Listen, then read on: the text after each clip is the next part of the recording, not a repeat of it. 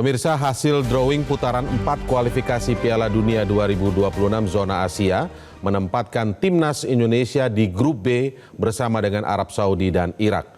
Informasi selengkapnya tunggu apa lagi bersama Kata Oma. Renyahnya bikin lagi dari telur dan bahan alami. Tunggu apa lagi? Dapatkan sekarang Kata Oma. Kasih sayang Oma di kerenyahannya.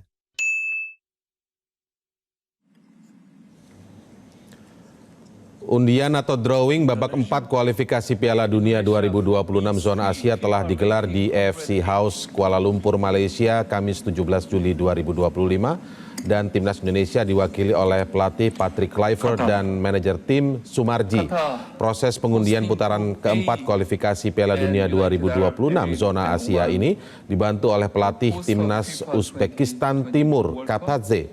Hasil undian memastikan timnas Indonesia berada satu grup dengan Arab Saudi dan Irak di grup B, sementara itu grup A diisi oleh Qatar, Uni Emirat Arab, dan Oman. Putaran keempat kualifikasi Piala Dunia 2026 dijadwalkan akan berlangsung pada 8 hingga 14 Oktober 2025 mendatang. Pada babak ini sistem satu putaran dilaksanakan di lokasi terpusat dan masing-masing tim akan melakoni 2 pertandingan. Nantinya hanya juara grup yang akan otomatis lolos ke Piala Dunia 2026. Sementara tim peringkat kedua akan maju ke putaran kelima. Let's give another round of applause to show our high appreciation. Timnas Indonesia dipastikan berada di grup B bersama Arab Saudi dan Irak di ronde keempat kualifikasi Piala Dunia 2026 zona Asia. Lalu seperti apa peluang timnas Indonesia di grup B putaran keempat ini dan bagaimana untuk peluang lolos langsung ke Piala Dunia? Kita akan membahasnya bersama pengamat sepak bola Yusuf Kurniawan atau Bung Yuke. Selamat sore Bung Yuke. Sore Indra. Bung Yuke, kalau kita lihat kan aturan di putaran keempat ini, kualifikasi Piala Dunia 2026 putaran keempat ini adalah yang juara grup, maka akan bisa lolos. Jadi syaratnya harus juara grup. Artinya harus memenangi 2 pertandingan ini. Bagaimana Anda melihat peluang Indonesia yang tergabung dalam grup B, di situ ada Arab Saudi dan Irak? Peluang untuk juara grup B dan lalu lolos. Peluangnya tentu nggak mudah ya, karena ini grup yang berat. Tadi Coach Patrick Kluivert juga sudah mengemukakan kepada media bahwa ini grup yang sangat berat, karena kita tahu bahwa Arab Saudi sebagai tuan rumah, kemudian Irak yang juga selalu jadi momok kita di beberapa laga terakhir, itu ada dalam grup kita gitu ya. Dibanding misalnya kalau kita berada di grup sebelah gitu ya, karena di sana kan tuan rumahnya Qatar, terus UEA gitu ya. Itu mungkin sedikit lebih kita bisa bersaing tinggi gitu. Kalau ini kita butuh kerja keras yang sangat gitu ya, apalagi kita tahu kondisi tim kita sekarang nggak ideal-ideal banget. Kan belakangan sudah dikonfirmasi bahwa Ole Romani nggak bisa tampil lah ya, karena dia kan harus operasi, tentu pemulihannya akan lama, artinya kita hilang striker utama kita ya, yang udah bikin 3 gol dari 4 laganya di round ketiga kemarin gitu. Itu sih yang situasi yang kita bisa cermati dari hasil undian ini gitu. Baik, kalau kita lihat apa mungkin catatan pertandingan sebelum-sebelumnya, misalnya Indonesia dengan Arab Saudi atau mungkin ada catatan pertandingan dengan Indonesia dengan Irak misalnya, seperti apa, Bung Yuke? Itu dia tadi saya katakan, jadi terasa berat karena oke, kita lawan Arab Saudi, kita 2 kali ketemu di penyisian round 3, kita hasilnya positif, sekali menang sekali seri. Tapi kan itu skuadnya beda ya, maksudnya pelatihnya bukan yang sekarang kan, pelatih Sintayong dengan signifikan, perbedaannya signifikan kira-kira nggak? Perbedaannya signifikan? Oh iya, lumayan. Kalau boleh jujur kan dari taktikal kan sudah kelihatan ya, kalau Sintayong kan mainnya deep ya, mainnya agak dalam gitu, ngandelin counter ya, defense counter gitu ya. Kalau sekarang kan di bawah Patrick Kluivert ya, dengan adanya Joe Tolipesi ya, terus adanya Ole Romani gitu ya, itu kan cara mainnya lebih aktif, progresif gitu ya, jadi nggak selalu nunggu di belakang gitu ya. Nah itu yang saya kira juga jadi salah satu alasan kita harus lebih sigap lagi, walau kita punya catatan positif lawan Arab Saudi. Nah kalau lawan Irak ini, kita dari 3 laga lawan Irak, 2 kali di kualifikasi round 2 ya kalau nggak salah ya. Terus sama di Piala Asia kita kan 3 kali kalah itu lawan Irak tuh. Dan kita tahu Irak kan dari sisi postur mereka lebih superior menurut saya dibanding Arab Saudi. Jadi alih-alih lawan Arab yang kita udah punya 2 game hasilnya positif, itu lebih berat lawan Irak sebetulnya, meski Arab Saudi tuan rumah gitu ya. Tapi ya seperti apa tadi dikatakan oleh Patrick Kluivert, kita lebih baik fokus dengan persiapan kita sendiri gitu ya, dibanding kita mikirin timnya lawan gitu. Karena sekarang nggak ada pilihan lain kecuali kita harus bisa mengatasi 2 lawan tangguh ini kalau kita ingin lolos lebih mudah. Soalnya kalau kita gagal, katakan kita hanya di peringkat kedua ya di akhir round 4 ini. Berarti kan kita harus main playoff lagi ya, lawan sesama runner up di grup sebelah gitu. Setelah itu lebih berat menang, lagi ya? Kita harus main lagi di round berikutnya. Iya, lawan wakil dari antar benua, itu jauh lebih berat lagi gitu. Jadi sekarang momen terbaik kita kalau mau lolos ya lolos sekalian sekarang gitu. Itu yang harus dikejar, target itu menurut saya. Oke. Ini kan aturannya kan memang mini kompetisi kalau tidak salah istilahnya begitu. Mini turnamen ya. Betul. Artinya hanya sekali main. Untuk melawan satu negara, tidak ada home away begitu ya. Betul. Dan kemudian ini dua-duanya, kemudian berada di wilayah netral. Ini mempengaruhi tidak ini? Nggak netral sih. Nggak netral, justru ini kita mainnya di Saudi kan. Oh, okay. Saudi kan jadi tuan rumah. Iya. Makanya nggak gampang gitu loh. Yang diuntungkan sebenarnya Saudi. Ya memang ini format mini turnamen, jadi tiap pertandingan itu terasa final. Kita 2 kali game ya, kalau kita mau lolos ya kita harus 2 kali menang gitu.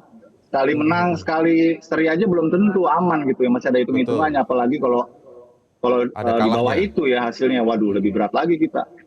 Itu yang saya kira ini memang menjadi pekerjaan yang tidak mudah, apalagi untuk mencari pengganti Ole ya. Saya kira ini isu yang juga patut dibahas, karena dalam 4 laga terakhir yang kemudian kita bisa lolos ke putaran keempat ini kan juga salah satunya andil besar dari Ole ya, kontribusi golnya itu kan konsisten dia. 3 gol dari 4 laga itu menunjukkan ketergantungan kita sama dia sangat besar. Apalagi sebelum dia hadir kan memang persoalan kita kan di lini depan ya, di ujung tombak. Sekarang tanpa dia. Nah itu yang saya kira ini menjadi sesuatu yang nggak gampang lah ya buat Patrick Kluivert. Sempat disebut-sebut Jens Reven mungkin bisa dipromosikan. Ya mungkin kalau untuk backup, untuk alternatif iya. Tapi yang kualitasnya setara dengan dia kan belum ada gitu secara jujur yang dari squad yang tersedia sekarang gitu loh. Mungkin harus ada varian taktik lain ya. Untuk bisa tetap membuat tim kita agresif dan juga klinis gitu ya.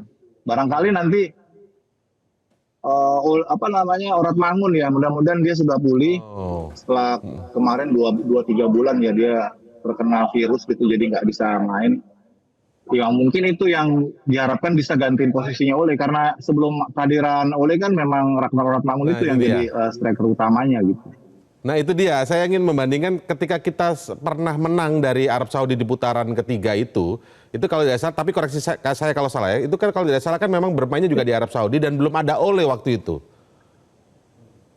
Enggak, kita menangnya di sini Mas Indra, menangnya di sini 2-0, itu dua-duanya golnya Marcelino. Kita seringnya justru di Arab Saudi, waktu itu pelatihnya masih Mancini tuh, sampai kemudian gara-gara seri itu pelatih Arab Saudi diganti tuh. Nah, pelatih Arabnya pun beda, ada perbedaan di sana ya. Kan. Iya. Itu dia. Jadi kita nggak bisa hitung matematis karena kita udah bisa ngatasin Arab Saudi dari 2 game sebelumnya, terus kemudian kita jadi favorit. Ya nggak juga. Sekarang Arab Saudi juga pasti berbenah dan mereka tuan rumah. Dengan segala cara lah mereka pasti akan manfaatkan dan maksimalkan posisi mereka sebagai tuan rumah, dan juga ditambah aura revenge mereka pasti sama kita kan. Betul. Kalau Irak sendiri, mereka udah punya modal kepercayaan diri tuh dari 3 laga lawan kita, mereka selalu menang. Gitu, menangnya menang telak semua lagi. Walau itu bisa juga jadi perangkap juga, karena ketika kita kalah dari Irak itu skuadnya nggak komplit sekarang Indonesia gitu. Ya, baik. Ini ada pertandingan pertama kan 8 Oktober, ada waktu kurang lebih 2 bulan ya ini berarti. Apa yang paling utama, yang paling signifikan harus disiapkan oleh Patrick Kluivert dan para pemain kita ini? Menurut Anda, Bung Yuka? Iya, betul. Kita harus maksimalkan saat FIFA Matchday di bulan September. Itu ada friendly match kalau tidak salah. PSSI sudah confirm untuk melawan Kuwait dan Kyrgyzstan.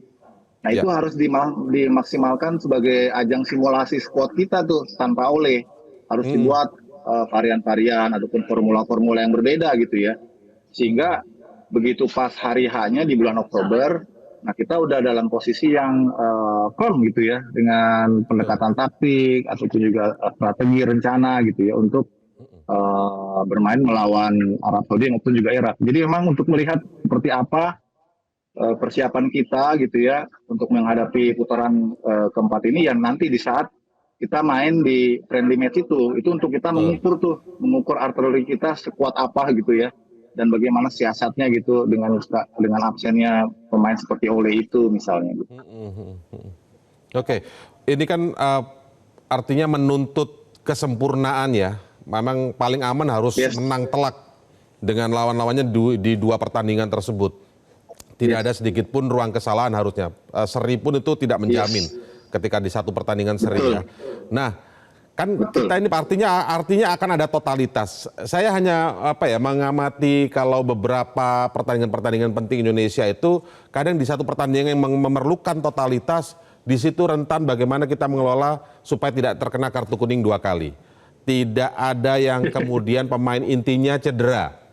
Total nih melawan Arab Saudi, misalnya nih ya, kalaupun di situ menang, tapi pemain-pemain intinya nanti ada yang banyak cedera atau kena akumulasi kartu kuning 2 kali. Artinya nggak boleh main. Kartu merah artinya nggak boleh main di pertandingan selanjutnya. Sementara ini pemain penting. Apa saran Anda yang bisa disampaikan agar kita selain total tapi tetap harus juga mengelola manajemen tim ini? Ya, saya berharap ini tim pelatih dan juga pemain itu punya mood yang sama ya, punya visi yang sama, dan mereka benar-benar melihat pertandingan ini hidup mati ya. Tentu tanpa menafikan resiko-resiko yang akan terjadi di lapangan ya, karena itu bagian dari totalitas ya, pasti ada resikonya gitu. Nggak masalah, yang penting para pemain ini benar-benar grup, ya, maksudnya mereka menyatu ya, baik sisi non teknis maupun teknisnya gitu ya. Buatlah suasana tim ini punya mood yang baik saat menghadapi pertandingan nanti gitu ya. Dan kalau bisa persiapannya lebih awal ya. Walaupun kita juga nggak bisa berharap banyak, mengingat kan para pemain ini juga terikat sama klubnya masing-masing di Eropa gitu, yang hanya bisa dilepas kalau udah menjelang ataupun mendekati FIFA Matchday ya. Jadi ya bermain di sekitaran itu aja sebenarnya untuk maksimalisasi tim ini secara optimal gitu. Harus gathering, harus sering-sering komunikasi, kemudian dari manajemen tim juga harus aktif ya melihat kesiapan para pemain dan memantau mereka bertanding di kompetisi Eropanya gitu ya. Kalau yang di domestik ya tentu nih tugasnya pelatih yang di sini juga melihat bagaimana kondisi dan kebugaran dan seterusnya lah ya, supaya mereka ini dengan waktu yang terbatas benar-benar sudah ready gitu, sudah siap gitu. Oke.